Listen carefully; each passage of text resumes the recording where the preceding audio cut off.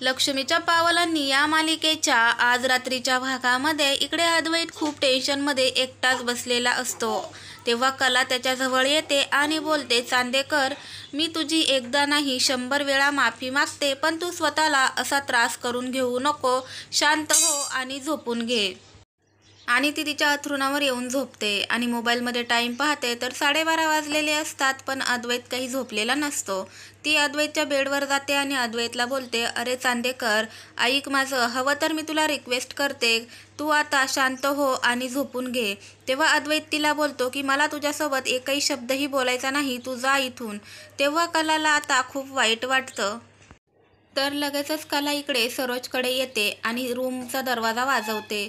तेव्हा एवढ्या रात्री कोण आलं म्हणून सरोज उठून जाऊन दरवाजा खोलते तर असते आणि कलाला पाहून ती लगेचच मान वळवते, कारण तिला कलाचा खूप राग आलेला असतो। तेव्हा कला बोलते की सरोज मॅडम, मला तुमच्यासोबत एक बोलायचं आहे। तेव्हा सरोज बोलते की हो, वाटलंच होतं मला, एवढं सगळं केल्यानंतर तू माझी माफी मागायला येणारच। पण मी तुला कधीही माफ करणार नाही आणि ऑफिसमध्ये पायसुद्धा ठेवू देणार नाही। आणि तू तर सगळ्यांसमोर सांगितलंस ना की मी डिझाईनचं काम थांबवणार नाही, आणि आबांनी तुला काय सांगितलं हेही समजलं असेल। ऑफिसचे सगळे निर्णय मी आणि माझा मुलगा घेतो, त्याच्यामुळे तू आबांची ढाल करायला जाऊ नकोस। कला बोलते की मॅडम, मला माहिती आहे माझी चूक आहे, मी त्यासाठी तुमची एकदा नाही 1000 वेळा माफी मागायला तयार आहे, पण मी इथे तुमच्या विनवण्या करायला किंवा तुमच्या ऑफिसमध्ये मला काम द्या किंवा तुमच्या ऑफिसमध्ये मला डिझायनर म्हणून राहू द्या हे सांगायला नाही आले। तिकडे अद्वैत खूप अस्वस्थ झाला आहे आणि मी त्याला खूप समजवण्याचा प्रयत्न केला, पण तो माझं काही ऐकायला तयारच नाही। आणि तो जर असंच बसून राहिला तर त्याला सकाळी त्रास होईल। तेव्हा सरोज बोलते की वाटलंच होतं मला की केवळ तुझ्यामुळेच अद्वैतला मानसिक त्रास होईल। तू जेव्हापासून या घरात आलीस तेव्हापासून या घराची घडी तर विस्कटलीच, पण तुझ्यापासून सगळ्यांना त्रास तर होतोच, पण जास्त त्रास मात्र अद्वैतला होतो। माझा मुलगा कधीही मानसिक तणावाखाली नव्हता, पण केवळ तुझ्यामुळे त्याची मानसिक स्वास्थ्य बिघडली। तेव्हा कला बोलते की सरोज मॅडम, मला माहिती आहे तुमचा माझ्यावर राग आहे, पण प्लीज तुम्ही आमच्या रूममध्ये चला। तेव्हा सरोज बोलते, काय गं, तू काय समजतेस काय स्वतःला? तुला असं वाटतं का सगळ्यांची मक्तेदारी तू स्वतःच घेतली आहेस? आणि तू माझ्या मुलाच्या भावनांशी खेळायला जाऊ नको, गाठ माझ्याशी आहे। आणि तू माझ्यासमोर अशी गप्प उभी राहू नकोस, आधी सगळं करायचं आणि नंतर कळवळा आल्यासारखं दाखवायचं। मला तुझी सगळी नाटकं माहीत आहे, बाजूला हो, असं म्हणून ती अद्वैतच्या रूममध्ये जाते। तर इकडे अद्वैत त्याच्या रूममध्ये शांतपणे डोळे मिटून बसलेला असतो। तेव्हा तिथे सरोज येते आणि सरोज त्याला आवाज देते, अरे अद्वैत। तेव्हा अद्वैत डोळे उघडतो आणि बोलतो, आई तू? तेव्हा सरोज बोलते की मी काय सांगते ते नीट ऐक, उगाचच त्या मुलीमुळे तू स्वतःला असा त्रास करून घेऊ नकोस। आपल्याला माहीत आहे की ती मुलगी जेव्हापासून या घरात आली तेव्हापासून काही ना काही घडत आहे।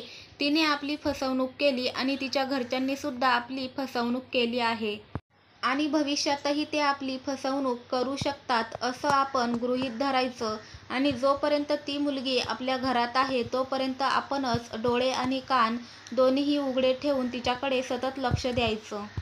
आणि सगळेजण शांत आहेत, तू स्वतःला सुद्धा असा त्रास करून घेऊ नकोस आणि झोप आता, असं म्हटल्यानंतर सरोज त्याला गुड नाईट बोलते। अद्वैत सुद्धा सरोजला गुड नाईट बोलतो आणि सरोज तिथून जायला निघते। तेव्हा दरवाजात समोरून कला आलेली असते आणि सरोज तिच्याकडे रागाने पाहते आणि पाठीमागे वळून पाहते, तर अद्वैत सुद्धा झोपायला लागतो। तर ती रागाने पाहून तिथून निघून जाते। कला सुद्धा येऊन आपल्या अंथरुणावर झोपते। तर आता दुसऱ्या दिवशी सकाळी अद्वैत त्याच्या रूममध्ये फोनवर बोलत असतो आणि कलाही तिथेच असते।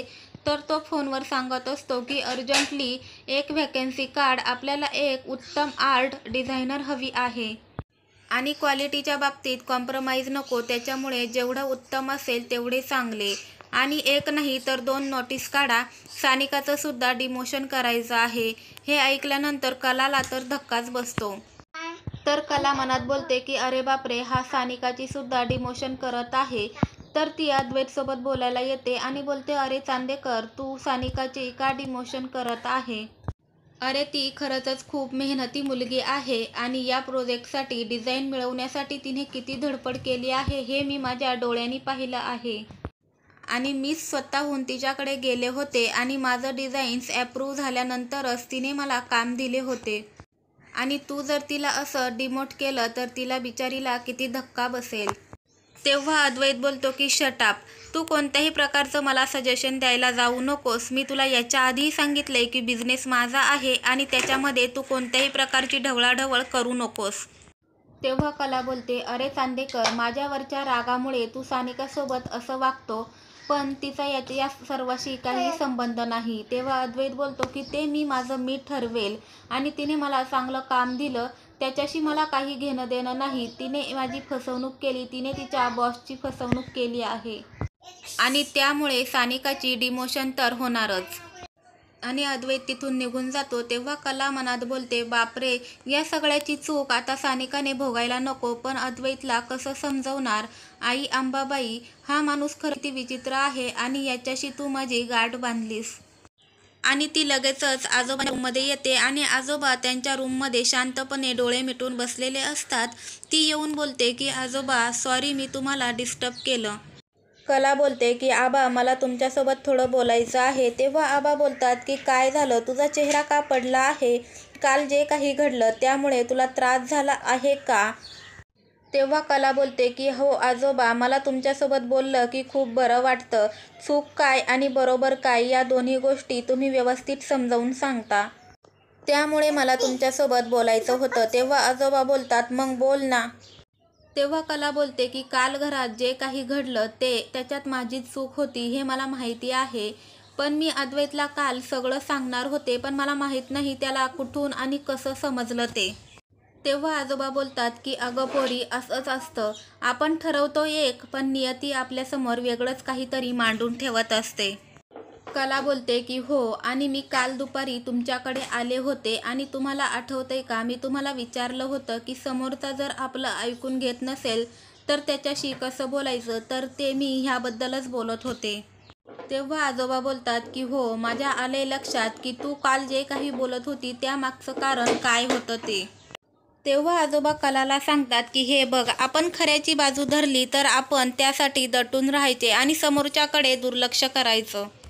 आणि तू चुकीचं पाऊल उचलणार नाही यावर माझा विश्वास आहे आणि तू सुद्धा अंबाबाईवर विश्वास ठेव. तेव्हा कला बोलते की हो आजोबा, समजतंय मला आणि पटतंय सुद्धा, पण हे प्रकरण निवळण्यासाठी थोडा वेळ तर जाईलच. पण तोपर्यंत मी घरच्यांशी आणि अद्वैतशी कशी वागू मला तेच समजत नाही आणि आजकाल तो तर खूप विचित्र वागतो.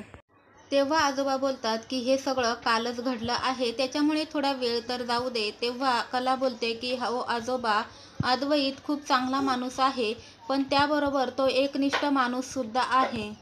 पण आत्ता हे सगळं घडलं त्याच्यामुळे मला त्याच्यासोबत बोलताना 1000 वेळा विचार करावा लागतो. आणि हे प्रकरण एवढं मोठं होईल असं मला वाटलं नव्हतं आणि त्याच्यामुळे एवढ्या सगळ्यांची मनं दुखावली जातील हेही मला वाटलं नव्हतं. तेव्हा कला बोलते की आता तुम्हीच मला सांगा मी काय करू.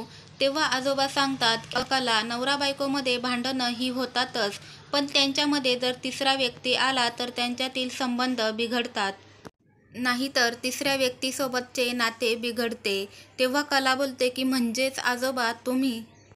तेव्हा आजोबा बोलतात की अगदी बरोबर, आणि या सगळ्यामध्ये तुझा आजोबा तुला कुठल्याही प्रकारची मदत करू शकणार नाही. कला बोलते की या सगळ्यातून मग मी बाहेर कशी पडू. तेव्हा आजोबा सांगतात, ते आता तुझं तू ठरव. सगळ्या बायका अशाच असतात, लगेच अस्वस्थ होतात आणि त्या एवढ्या पक्क्यासुद्धा असतात की आपल्या नवऱ्याची नस त्यांना माहीत असते. मग तू सुद्धा तुझ्या नवऱ्याची नस ओळख आणि तुझ्या संसाराचा गाडा कसा चालवायचा हे तुझं तू ठरव. आणि कला तिथून निघून जाते. तेव्हा आजोबा बोलतात की आई अंबाबाई, मी या पोरीला वाट दाखवायचा प्रयत्न तर केला, मग आता तूच तिला प्रकाशाची वाट दाखव. आता इकडे अद्वैत त्याच्या रूममध्ये फोनवर बोलत असतो की डिझायनर्स मिळाली की नाही, मला कोणत्याही हालतमध्ये स्वामीनाथनला अर्जंटली डिझाईन द्यायचं आहे आणि क्वालिटीच्या बाबतीत कोणतंही कॉम्प्रोमाइज नको. आणि तो फोन ठेवतो. तेव्हा कला आतमध्ये येते. आता कला अद्वैतला कॉफी देते आणि त्याला विचारते, काय रे सांदेकर, मिळाली का डिझायनर? तो तिच्याशी काहीही बोलत नाही. तेव्हा अद्वैत बोलतो की मला तुझ्यासोबत कोणत्याही प्रकारचा वाद घालायचा नाही. तेव्हा कला बोलते की मी तुझ्यासोबत वाद घालत नाही, मला खूप काळजी वाटते म्हणून मी तुला विचारते. प्रॉब्लेम क्रिएट करताना तुला काळजी वाटली नव्हती का आणि आता काळजी दाखवते. त्याच्यामुळे तू तुझं तोंड बंदच ठेव. तेव्हा कला बोलते की प्रॉब्लेम तर माझ्यामुळे क्रिएट झाला ना, मग मला काळजी तर वाटणारच ना. मी जे सांगते ते माझं एकदा ऐक तरी. तेव्हा अद्वैत बोलतो की मला तुझा एक शब्दही ऐकायचा नाही. आणि तो कलाला स्टॉप इट बोलतो आणि त्याच्या फोनवर स्वामीनाथनचा कॉल येतो आणि तो टेन्शनमध्ये येतो की स्वामीनाथनला आता मी काय उत्तर देऊ. आणि तो स्वामीनाथनचा कॉल उचलतो आणि बोलतो की स्वामीनाथन बोलतात की मी उद्या काही कामासाठी तुझ्या घराजवळच येणार आहे, मग ऑफिसमध्ये भेटण्यापेक्षा मी तुझ्या घरीच येऊ का. तेव्हा अद्वैत विचारतो माझ्या घरी. तेव्हा स्वामीनाथन बोलतात की हो, काही प्रॉब्लेम आहे का. तर तेव्हा अद्वैत बोलतो की नाही. तेव्हा स्वामीनाथन सांगतात की कसं आहे, तिथल्या तिथे डिझाईन्स चेक करू आणि सिलेक्ट करून टाकू, चालेल ना. तेव्हा अद्वैत बोलतो की काही हरकत नाही, या तुम्ही घरी. आणि फोन ठेवतो आणि साईडला जाऊन टेन्शनमध्ये उभा राहतो. तेव्हा कला त्याला विचारते की चांदेकर काय म्हणाले सर. तेव्हा अद्वैत तिला बोलतो की मी हात जोडून तुला विनंती करतो की कृपा करून तू माझ्यापासून लांबच राहा. तेव्हा कला बोलते की अरे एकदा तरी माझं शांतपणे ऐकून घे. तेव्हा अद्वैत बोलतो की मला तू आणि तुझं काहीच नको. तेव्हा कला बोलते अरे माझं एकदाच ऐक, तुला त्या दिवशी माझ्यामुळे जो काही त्रास झाला, तू स्वतःला त्रास करून घेऊ नको. ही डील आपल्यासाठी खूप महत्त्वाची आहे, त्याच्यामुळे तू डीलकडे लक्ष दे. आणि हे डील जर आपल्या हातातून गेलं तर अख्ख्या कोल्हापूरमध्ये आपली नाचक्की होईल. त्याच्यामुळे आपण तोंडावर पडू आणि भविष्यातसुद्धा आपल्याला याचे परिणाम भोगावे लागतील. तेव्हा अद्वैत तिला बोलतो की हे तू मला सांगायची गरज नाही, माझी कंपनी आहे. तेव्हा कला बोलते की तू दुसरी डिझायनर शोधत आहेस, पण तोपर्यंत मला हे काम करू दे. मी हवं तर तुला रिक्वेस्ट करते, या पुढच्या सगळ्या डिझाईनचे माझ्याकडे डिटेल्स आहेत. आणि नवीन डिझायनर आल्यानंतरसुद्धा एवढ्या कमी वेळात समजून घेऊन काम कसं करणार. तेव्हा आता अद्वैत बोलतो इतके सगळे घडल्यानंतर मी तुझ्यावर विश्वास ठेवायचा का. ते शक्य नाही, मी तुझ्यावर विश्वास ठेवू शकत नाही. अगोदर तूच प्रॉब्लेम क्रिएट करतेस आणि नंतर त्याच्यावर तुला काम करायला द्यायचे, हे तर शक्य नाही. तेव्हा आता कला बोलते की अरे चांदेकर, स्वामीनाथन सरांना फक्त माझ्या डिझाईन्स आवडतात. मी हवं तर इथे बसून डिझाईन्स तयार करते, तू त्यांना दे. तुला हवं तर तू मला कोणतंही नाव देऊ नकोस. तू नवीन डिझायनर शोधत आहे, ती मिळाल्यावर ती तिचे काम करेलच, फक्त तोपर्यंत मला हे काम करू दे. अरे चांदेकर, मी जर ह्या डिझाईन्स तयार केल्या तर तुला आणि तुझ्या कंपनीला किती फायदा होईल हे तुला काही सांगायची गरज नाही. तेव्हा अद्वैत बोलतो की पहिली गोष्ट, जगातील सर्व काही हे तुला समजतं असं समजू नको. आणि दुसरी गोष्ट, मी त्या कंपनीचा हेड आहे. आणि तिसरी गोष्ट म्हणजे मला तुझ्याबरोबर काम करण्यात काडीचाही इंटरेस्ट नाही. आणि मी ज्या डिझाईन्स बनवेल ती डिझाईन्स तुझ्या डिझाईन्सपेक्षा कितीतरी पटीने चांगली असेल. आणि आता स्वामीनाथन सरांसाठी मी स्वतः डिझाईन्स तयार करणार. आणि लगेचच तो डिझाईन्स तयार करण्यासाठी कागद घेतो आणि लॅपटॉप चालू करून तो डिझाईन्स काढायला सुरुवात करतो. आणि हा भाग इथेच संपतो. मित्रांनो, जर व्हिडिओ आवडला असेल तर व्हिडिओला लाईक आणि सबस्क्राईब नक्की करा.